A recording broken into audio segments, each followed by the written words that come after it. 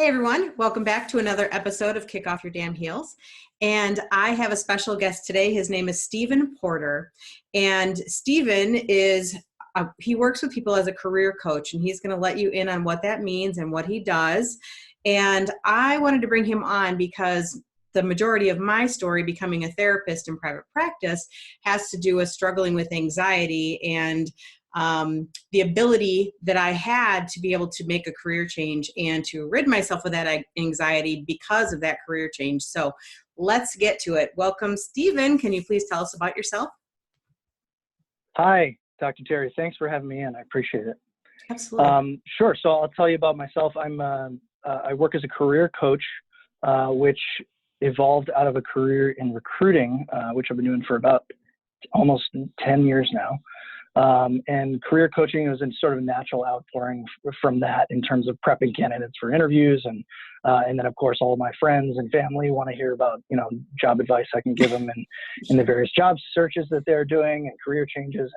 And started eventually taking referrals and accepting money for it. And now I started a business and love it. And how I got into this, I think that what I've mostly got to offer as a career coach came to me at a time that was really hard for me in terms of career stuff, and also just in terms of anxiety in general, like mental health stuff. And that was a time when I was just getting out of a graduate school program in film directing.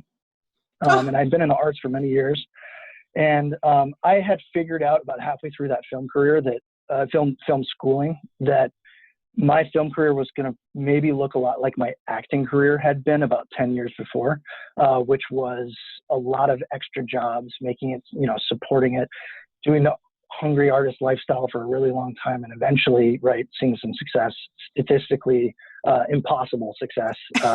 And Sure. My hope was, halfway through film school was, you know what I'm going to do when I get out of here? I'm going to get a job. I'm just going to get a job with maybe a career that's going to make me some money so I can relax on the weekends. And that was my goal, literally coming out of film school. And I got a job coming out of film school, and it was at a debt collection firm with some really established debt collection career collectors who were just a rough crowd. I mean, it was really a tough scene, like people who just sort of rejoiced at taking what little money people had kind of out of their hands and handing it to big banks. So it was a tough situation. I wasn't happy there, and I was getting more and more anxious. And 6 months in, I got fired for entering like wrong information in the wrong places, like over and over again, because I just wasn't like fully present. Yeah. And that was a tough time because I had a whole bunch of student loans. I had no job. I had rent like overdue at that time. And I literally went through 3 weeks of like extreme intense anxiety, whilst trying to fumble my way through like a job search that I didn't totally really know what I was doing. And I was so blessed because I had somebody who really understood the kind of the corporate world and the job seeking process and kind of the psychology behind job search. And he just gave me a very clear structure. He said, look, here's what you have to do. And you have to do it without fail and with no deviation from this formula I'm going to give you. And it was very simple. It was, 20 applications a week, 5 conversations with hiring managers every single week, no matter what. And that's hiring managers, not recruiters. You have to be speaking to the person who's deciding about the job that you're up for. And interviews count for those 5. And following up on every single job that you apply to every 3 to 4 days until you get either a rejection or an invitation to an interview or an offer. And so this was like a mind-blowing kind of thing to have a formula like this. Of course, It's intense. Like thinking about pounding the phones through your job search is not something that people really want to do because the amount of rejection entails. But well, hold on. I want to say something because I think it's the amount of rejection. It's also the idea to become a shameless self-promoter is really hard. It's very hard. It's like being a salesman for yourself. And most people aren't very good at that.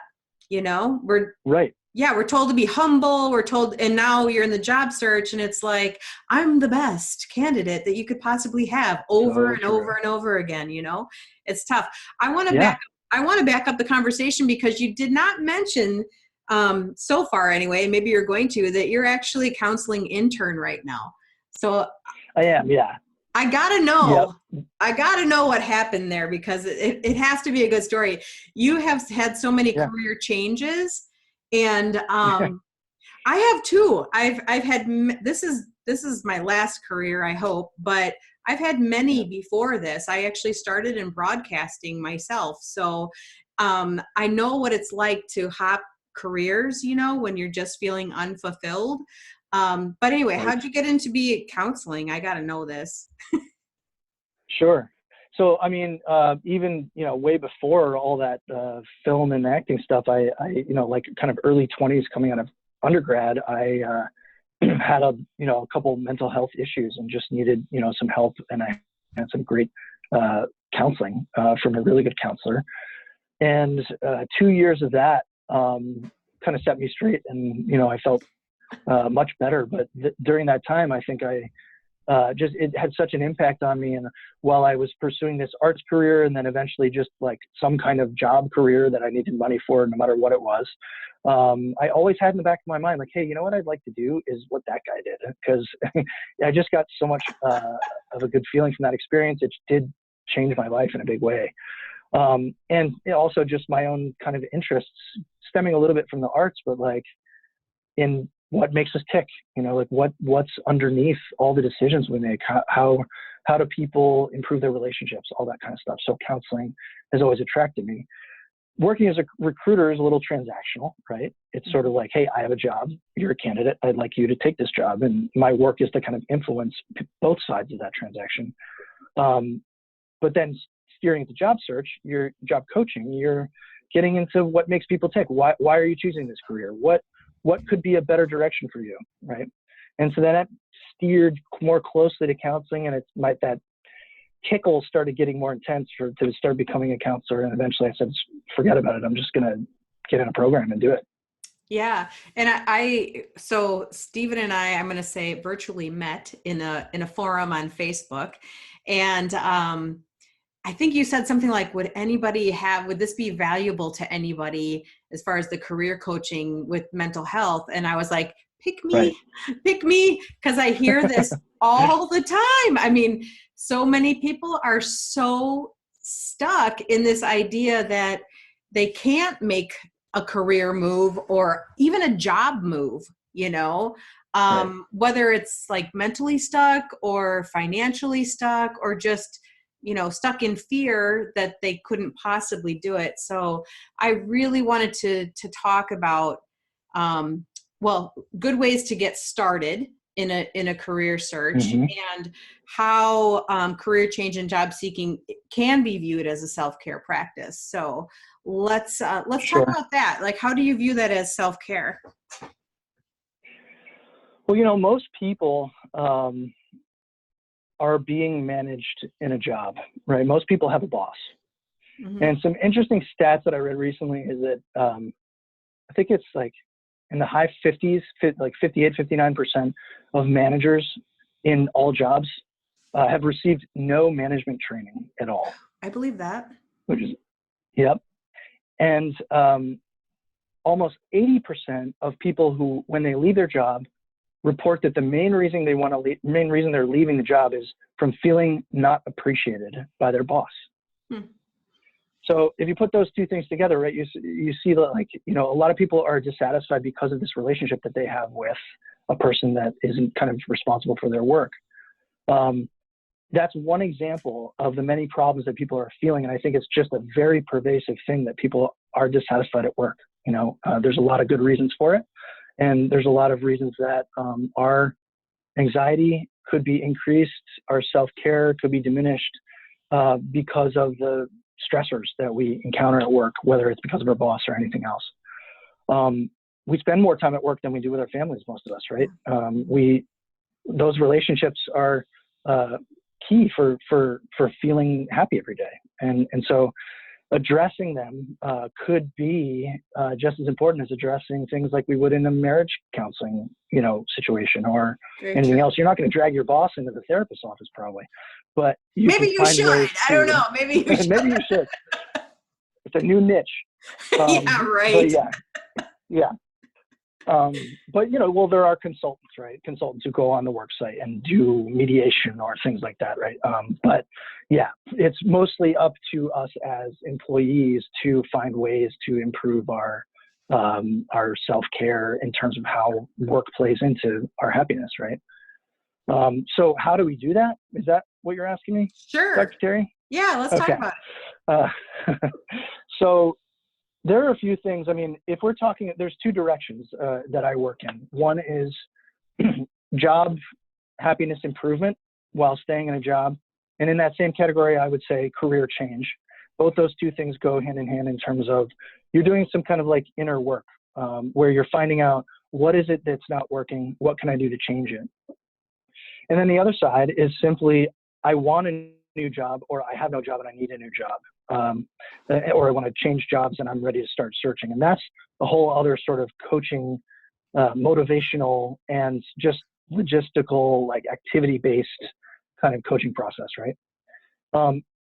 And that very much can improve your happiness and reduce your anxiety and your self-care if you're hitting a bunch of activity goals, if you're turning your anxiety into action. And sometimes self-esteem issues come up and you can deal with them in that case.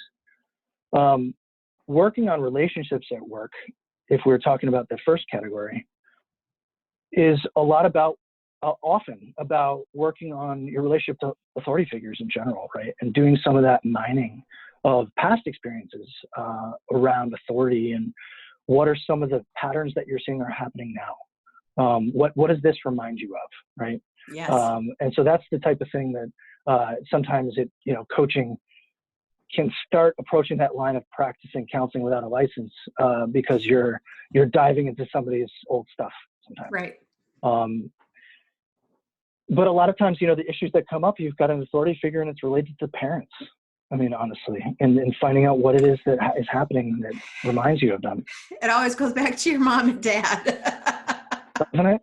It does. It's crazy. But unfortunately, I want people to know that it would definitely, and I always caution people, like, therapy is not necessarily a finger pointing exercise at, who did this to you. Right. And, right. So I just want people to know that because I joke about it. Most things do go back to parents just because they are your first care provider. Those attachments and those relationships are important, and they often do translate into your relationships, and that includes work relationships. But interesting, I don't think that we talk about that much. We talk more about relationships with a partner, spouse, that kind of thing, not realizing that we have a lot of work spouses, right? That's right. Right. Work spouses, work best friends. Yep. Definitely. Yeah. That normally wouldn't be in your life if you didn't work with them. And when you leave jobs, they're gone. A lot of times they're gone because you don't have that commonality anymore.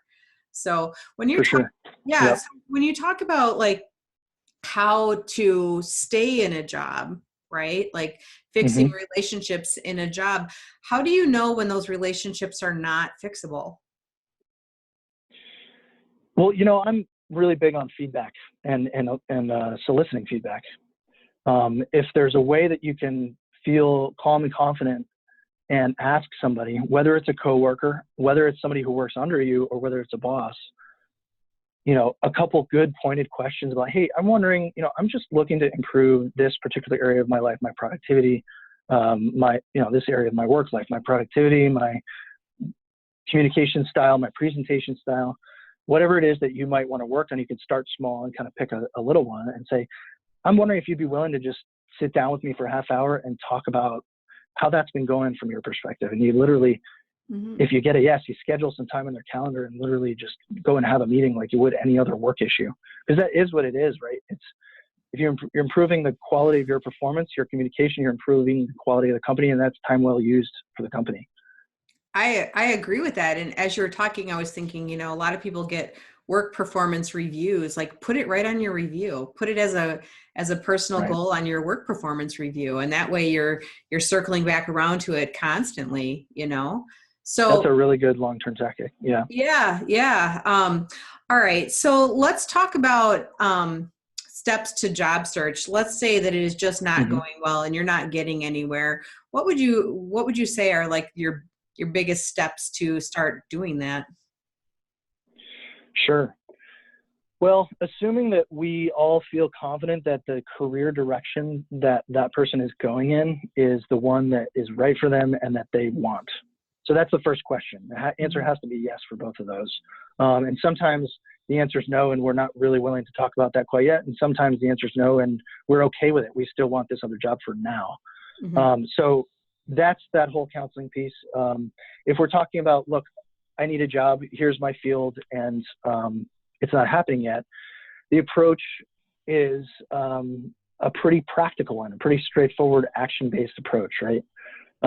We co-create, me and the client, a process with a couple goals, kind of like those ones that I received when I was in a tough spot. Could be 20 applications a week, it could be 15, it could be 10. We say, well, how many hours in the day are you willing to put in, hours in the week are you willing to put into your job search? The big trick is meeting those hours with the energy that you would approach a job. Yeah. Right. I'm going to put 2 hours a night into my job search. Great. During those 2 hours, are you really job searching? Or are you doing this? Are you doing that? Are you looking at other things on the internet? Right. Are you getting distracted? So sometimes I talk about it like, I'm actually your new boss, and your new job is getting a job. And so we're going to work together. You're going to be my employee. I'm going to be your boss, and we're going to do this process of you getting a job. This is a project we're working on in your new job, and the project is due in a month. Right? Yeah. Sometimes that's a little intense and authoritative for people, and so we don't do that. But it's often, more often, it's a little more collaborative than that. But yeah, so we find goals, and we try to hit them every week, and we have a shared Google sheet that we both look at, and that's a we good talk idea. about it. We say, okay, yeah, how'd your calls go this week? And a lot of times confidence issues come up. I couldn't find their contact information for that person. And then we get online and use a couple free online tools to find contact information and all that sort of stuff. How do you Those are help the first steps. Yeah, how do you help someone? Because if you're putting out 20 applications, and that means you could be getting 20 rejections, or more, because if you're calling and not getting anything, that's like perceived rejection, even though you didn't get a no, you got to push off, right? Like, how do you help someone mitigate that type of rejection, especially if they're dealing with depression or anxiety? What are your thoughts on that? Yeah. Well, sometimes what helps is hearing the recruiter's perspective, which is that most of the people on the other end of that application are swamped with 100 different concerns, often not the job. And often they're scanning these resumes in a very superficial way, using online tools to scan for keywords. Barely giving these resumes any attention. And so that means that you're not being necessarily rejected. And let's do everything we can to ensure that you're getting full consideration. And that's that follow-up piece. And so sometimes it's action-oriented like that. Sometimes it's, hey, do you feel like you deserve a job right now? And we can talk about that, because if you, it's a good question. If you really don't feel that you deserve a job, then you may not get one. We might need to talk about just self-esteem stuff to clarify that thought process and replace that tape in your head, because that's not necessarily true. It's probably not true. And you got a resume, you're applying to jobs. Yeah, and that'll be the foot that you put forward. If you don't feel deserving, then you're not going to put a deserving foot forward. And back to that shameless self-promotion thing, like, I can't do that very well if I don't feel deserving, of this job, or of a job period, or a different job, or, whatever it is. As we were talking, I was thinking, like, common conventional wisdom in therapy is like, don't make any big changes when you are emotional, right? And I'm thinking through that, and I'm like, God, the biggest change that I made was when I was having panic attacks every day, because I felt like if I didn't make a change, it would only get worse, So what's your philosophy around making big changes when you're feeling depressed or anxious? Well, at the risk of sounding like a total novice counselor, I think that, you know, I don't know if I agree with that approach. I think that big changes sometimes might be perfectly necessary and might be the exact pill you need. You know what I mean? Yeah. If you're, I mean, you know, not even just a new job. I mean, maybe even the change of just, I'm going to get on the phone with 20 people who are going to reject me this week. I really want to be rejected 20 times this week, and that's my goal. You know, come Friday, if you've had your 20 calls or your 5 calls or whatever, you did your job. You can relax on the weekends. You don't have to look for jobs Friday, Saturday, and Sunday. You know what I mean? Because and it's that satisfaction of like meeting the goal and that, you know, that reward system in our brain that kicks in, go like, I hit my little bell this week. That generates more energy for your job search next week. It reinforces your mindset for success. You'll do better in interviews, right? Right. So, I think it's funny because it's like just kind of a reframe of the rejection. It's like, get 20 rejections, that's your goal. You know, did you meet your goal? I did. Yep. I met the goal. Right. You High five. Totally. Exactly. Yeah. I think when I made the change to leave state service and go into full-time private practice was because I was having such anxiety staying there. I ended up in a doctor's office getting a medication for an anti-anxiety medication. And I went and got the prescription, and I came back and I said, well, I can medicate myself through this job so I can stay here, or I can, you know, hightail it out of here and do something different, you know? And I call myself lucky that I was already in part-time private practice and I was able to just parlay that into full-time. Not everybody is in that situation, but everybody is in the situation of making a choice, I believe, you know? So kind of like getting out of an abusive relationship, right? There's so much more to it than why do we stay? Why do we do these things? Oftentimes our careers or our jobs are that abusive relationship too. And we can't figure out how to get ourselves out of there. So we end up medicating ourselves to stay, right? Instead of empowering ourselves to make a new decision, even if it's scary and mean 20 rejections a week, you know?